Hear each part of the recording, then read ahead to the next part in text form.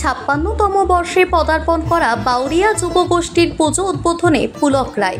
এবারে তাদের ভাবনা অশুভ শক্তির বিনাশ। বাঙালির শ্রেষ্ঠ উৎসব দুর্গাপুজো আনন্দ উপভোগ করতে কলকাতা থেকে জেলা সর্বত্র উপচে পড়ছে মানুষের ভিড়। শহরের পুজোর সঙ্গে পাল্লা দিয়ে চলছে জেলার পুজোগুলি। হাওড়ার পুজোগুলোর মধ্যে অন্যতম বাউরিয়া যুবগোষ্ঠীর পুজো মণ্ডপ। তৃতীয়ার দিন এই পুজোর উদ্বোধন করলেন রাজ্যের মন্ত্রী পুলক রায়। ভার্চুয়ালি মুখ্যমন্ত্রী উদ্বোধন করার পর এই প্যান্ডেল উদ্বোধন করলেন পুলক রায়। এবারে তাদের ভাবনা অশুভ শক্তির বিনাশ। মা দুর্গা মহাতপা দেবী দুর্গা নামে এখানে অধিষ্ঠিত। এবার 56তম বর্ষে পদার্পণ করলেও বাউরিয়া যুবগোষ্ঠীর পুজো। এই পুজো উদ্যোক্তারা তাদের অনবদ্য ভাবনাকে তুলে ধরেছেন গ্রামের মানুষের কাছে।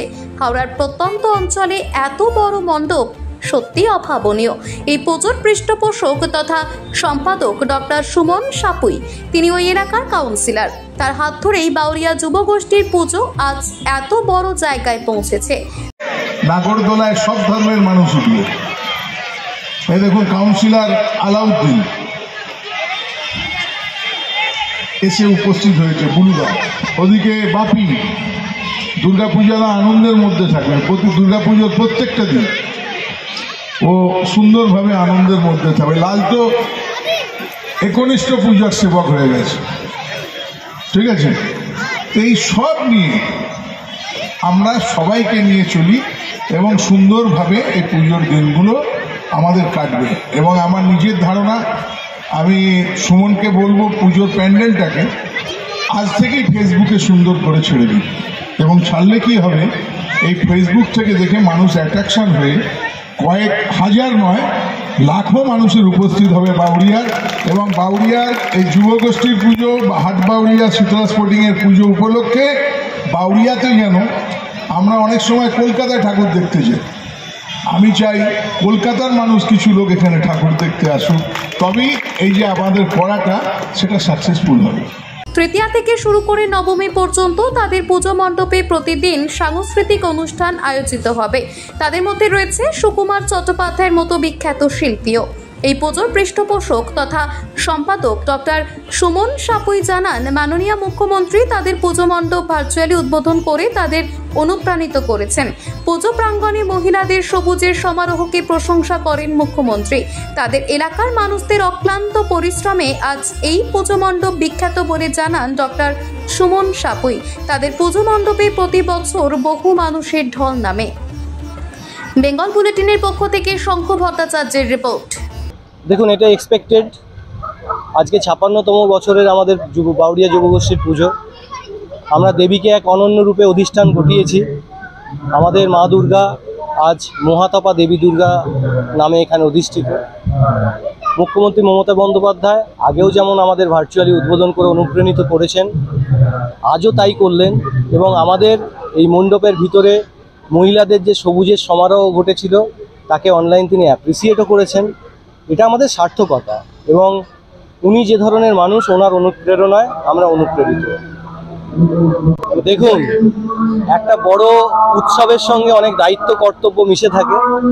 তো আমাদের ক্লাবের যারা সদস্য তারা কিন্তু অনেক আগে থেকেই এটার জন্যে কনফিডেন্টলি কাজ করে এসছে। আমাদের প্রশাসন আমাদের সঙ্গে থেকেছে। এখানে হাজার হাজার মানুষের সমাগম হয়।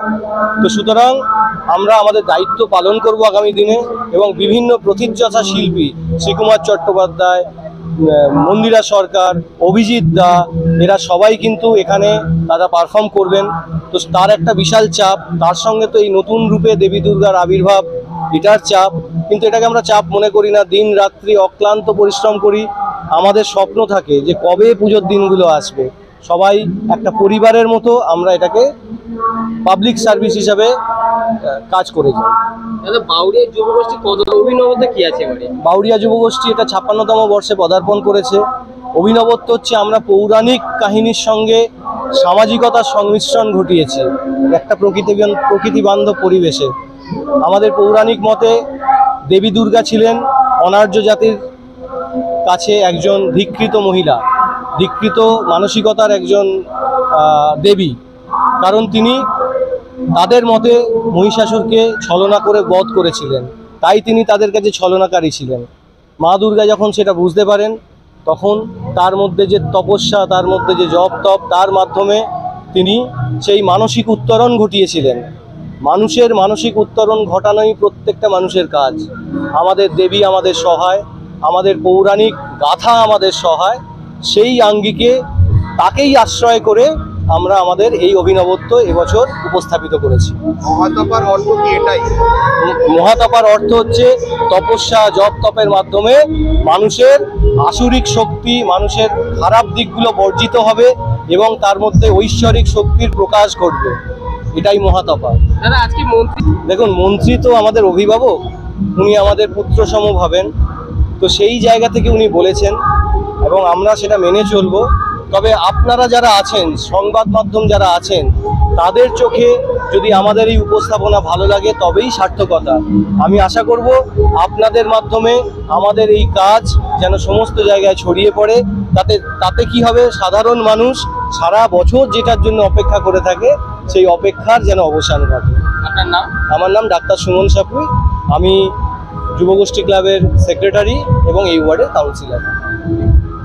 বিদ্যায় বাধা, কর্ম ব্যবসা চাকরি বিষয়ে অস্থিরতা, বিবাহ ক্ষেত্রে ঝামেলা, শত্রু দূরীকরণ, মাঙ্গলিক কালসর্পের মতো দোষ খণ্ডন প্রভৃতি যে কোনো জ্যোতিষ সংক্রান্ত সমস্যার সমাধানে 20 বছরের অভিজ্ঞতা সম্পন্ন জ্যোতিষ শ্রী অভিজিৎ ঘোষাল। যোগাযোগ 9836019619 ও 9143074028।